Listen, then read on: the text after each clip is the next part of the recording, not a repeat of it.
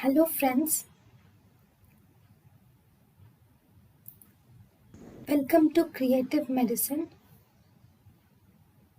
In this lecture, we will learn about Then shoulder stabilizers. Shoulder stabilizers can be of two types. One, we have static stabilizers.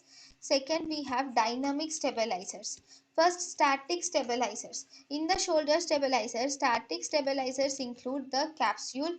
There is glenoid labrum is also a static stabilizer.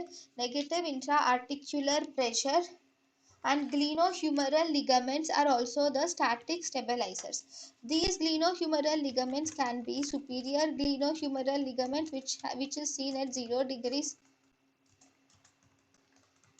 abduction, whereas we have inferior middle glenohumeral ligament which is present at 45 degrees abduction.